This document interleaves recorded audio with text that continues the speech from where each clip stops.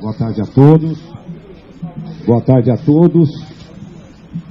Eu quero agradecer a presença de vocês e anunciar que estou aqui ao lado do engenheiro Carlos Rocha e do jurista Marcelo Bessa, advogado, ambos contratados pelo PL. Muitos de vocês devem estar se perguntando por que eu resolvi pedir um relatório sobre o processo eleitoral. Eu queria responder a essa indagação lembrando que foi o próprio Tribunal Superior Eleitoral, lá atrás, que nos deu essa incumbência, abrindo a possibilidade de que o PL e outros partidos pudessem ter acesso ao sistema da Justiça Eleitoral e às instalações do TSE. Quero dizer que nós estamos aqui hoje com uma única intenção: contribuir para o fortalecimento da democracia do nosso país. Nós temos a certeza que estamos fortalecendo a democracia, fortalecemos o Brasil. Eu quero dizer com toda humildade que nós do PL não somos especialistas em segurança de dados. Por isso fomos atrás de técnicos que fizessem esse trabalho para garantir a transparência do processo eleitoral. Até porque eu, Valdemar, fui eleito com urna eletrônica. As bancadas do PL foram eleitas com urna eletrônica. Então é natural que se peça um trabalho de fiscalização para que não fique nenhuma dúvida em relação ao nosso sistema eleitoral. Dessa forma, contratamos técnicos e especialistas em segurança de dados para poder discutir tecnicamente com os funcionários do TSE o que é salutar e saudável para a própria democracia. Então, hoje, será apresentado pelo engenheiro Carlos Rocha, que liderou esse estudo técnico e que irá comentar aqui para vocês alguns pontos que merecem ser observados. E eu confesso que fiquei surpreso.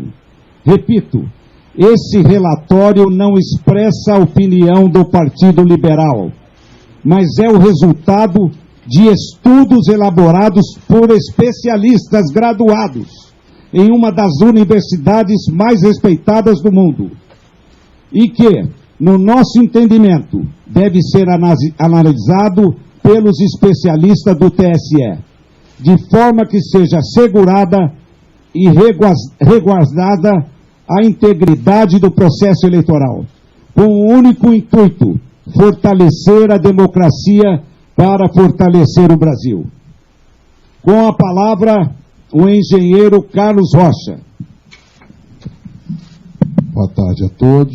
Muito obrigado aqui pela oportunidade de falar com vocês. Em primeiro lugar, eu gostaria de destacar que esse ano nós tivemos um avanço muito grande, liderado pelo TSE, na transparência eleitoral. E é um processo de avanço. Foi criada a Comissão de Transparência Eleitoral, o Observatório de Transparência Eleitoral, e no dia 1º de agosto nós tivemos lá na primeira reunião do encontro das entidades fiscalizadoras. Naquele momento, recebemos inclusive vários documentos, sendo que um dos documentos muito interessante, muito bem feito, é o glossário das eleições informatizadas de 2022. E nesse documento, então, estão descritas as funções dos diferentes arquivos que são gerados pela urna eletrônica. E agora, logo após o final do segundo turno, no dia seguinte, o TSE, numa ação de transparência extremamente positiva e de uma maneira pioneira, publicou os 3 arquivos no portal de resultados do TSE. E nesse portal, então, para cada sessão eleitoral aparecem 3 arquivos. O boletim de urna, cuja função é permitir às pessoas conhecerem os resultados de cada sessão e, eventualmente, fazerem testes na totalização. O segundo arquivo, que é o RDV, é o Registro Digital do Voto, que tem como fim, segundo o TSE, permitir uma eventual recontagem, um arquivo que registra todos os votos. E o terceiro arquivo que o TSE nos liberou foi o log da urna, que, segundo a orientação do TSE é um elemento importante de auditoria para os partidos políticos e para as entidades fiscalizadoras. E o que aparece nesse log de urna? É como se fosse um diário, né, de todas as atividades que cada urna eletrônica realiza, desde a sua preparação no TRE até o final do segundo turno. Imaginem vocês um diário em que cada linha registra uma atividade. Então, para o registro de cada atividade no log de urna de cada equipamento, o programa que constrói esse log, ele lê dois dados, duas informações diretamente do hardware da urna. Ele lê, digamos assim, a estampa de tempo, que é data, hora, minuto, segundo, e também lê o número de série da urna, que é chamado no TSE de código de identificação da urna. E é muito importante que essas informações estejam todas corretas, porque são essas informações que garantem a associação daquela atividade, daquele registro de atividade com o hardware, com aquele equipamento físico que realizou aquela atividade. E é importante destacar o seguinte: o nosso trabalho técnico de engenheiros, a gente faz isso para outras organizações do setor privado, e quem audita constrói, quem audita procura sempre colaborar com a organização auditada, e no caso aqui, é nosso propósito contribuir com o aperfeiçoamento do sistema e ampliar a confiança, seja dos eleitores, seja dos candidatos, em todo o processo eleitoral. Então, esse é o nosso objetivo. E nessa linha, então, seguindo a orientação do TSE, fomos analisar os arquivos log de urna, que é esse elemento de auditoria que pela primeira vez foi divulgado junto com os boletins de urna.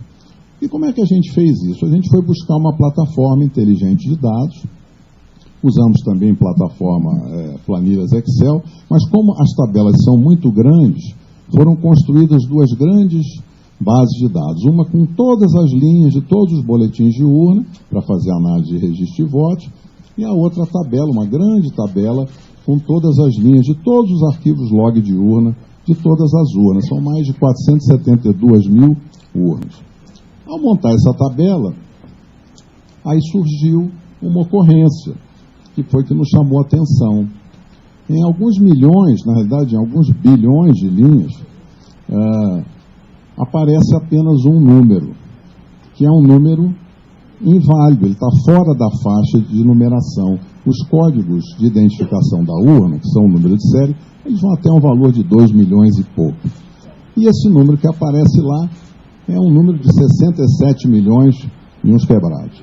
Ora, buscamos diversas formas de encontrar mais informações, mas infelizmente ficou constatado nesse trabalho da equipe técnica que há dois comportamentos diferentes. Um comportamento das urnas novas, né, que são as urnas modelo UE 2020, que chegaram recentemente. São pouco menos de 193 mil urnas, está mais ou menos 40,8% de todas as urnas. E nessas urnas 2020, o arquivo é gerado da forma esperada. Então, em cada linha que mostra cada atividade, aparece o código de identificação da urna correto, que permite associar, então, vincular aquela linha de registro de atividade à urna que realizou aquela atividade. Quando nós fomos analisar as urnas antigas, que são as urnas de modelos de UE 2009 até UE 2015, essas urnas têm pouco mais de 279 mil urnas, o que dá 59,2% do total das urnas. Nessas urnas, infelizmente, encontramos esse número inválido na quarta coluna do log. Esse é um indício muito forte de falha, de mau funcionamento da urna, porque é impossível associar o registro de cada atividade ao hardware, ao equipamento físico que teria gerado aquela atividade.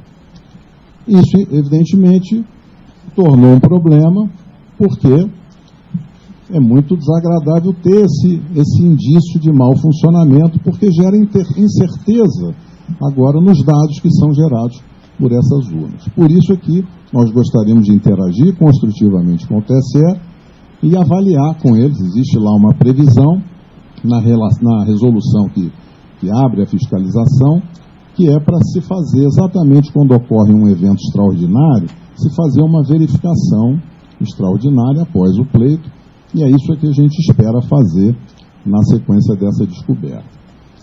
Um outro tema para finalizar é que surgiu uma outra ocorrência, que também é uma ocorrência importante, porque descobriu-se que existem urnas que travaram, assim como o nosso celular trava, assim como o computador trava, e quando acontece isso, a gente precisa muitas vezes desligar e ligar de novo.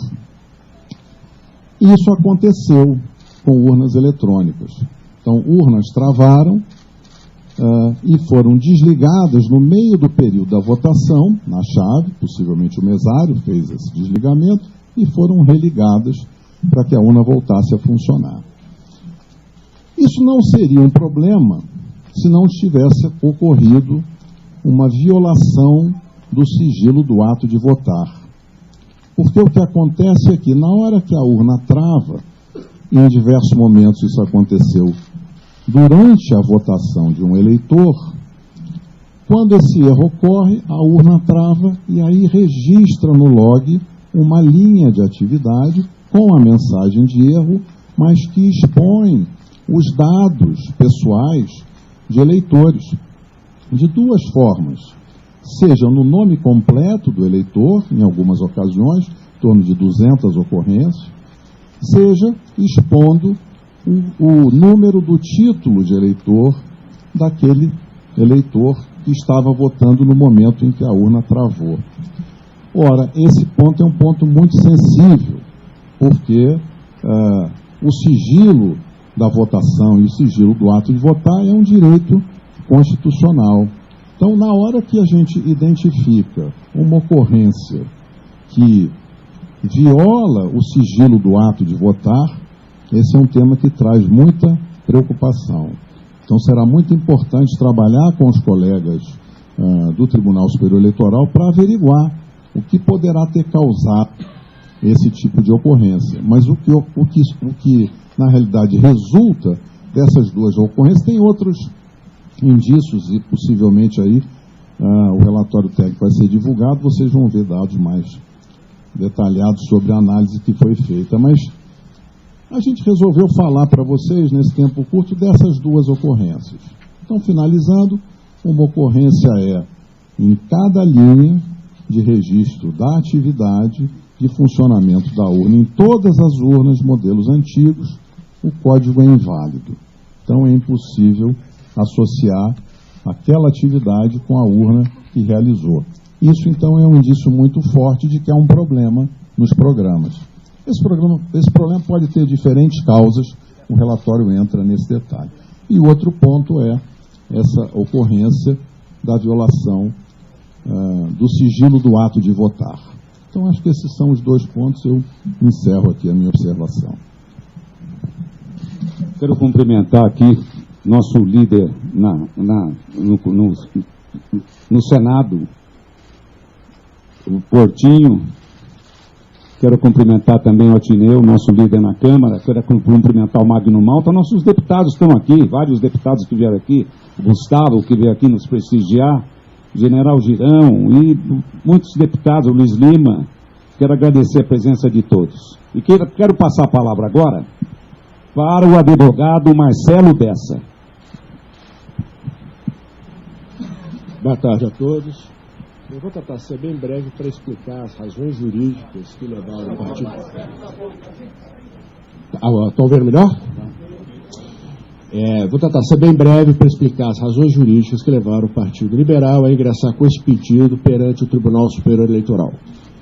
Em razão desse relatório técnico gerado pela equipe que foi contratada pelo Partido Liberal para auxiliar no trabalho de fiscalização do sistema eleitoral e do processo eleitoral, o que é, inclusive, uma missão institucional de todos os partidos políticos, até por força da resolução da legislação e da resolução 23173 do Tribunal Superior Eleitoral, esse relatório gerado apontou inconsistências nas urnas fabricadas anteriormente ao ano de 2020.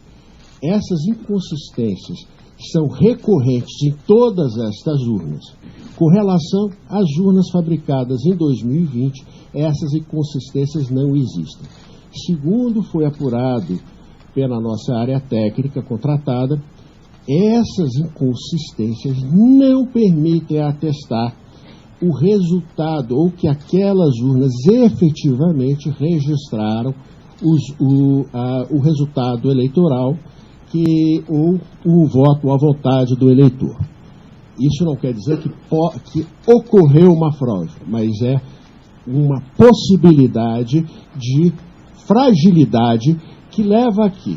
Não se tem a certeza, segundo foi apurado pela nossa área técnica, de que aquelas urnas tenham credibilidade o suficiente para atestarem aquela votação. E o que aconteceu também foi isso, é um dado relevante técnico que levou ao Partido Liberal a essa. O que levou o Partido Liberal a essa decisão foi que nesses erros que são recorrentes nessas urnas de de fabricação anteriores a 2020, que nessas urnas o resultado eleitoral aponta a vitória de um determinado candidato Lula, no percentual de 52% contra 47% do candidato Bolsonaro.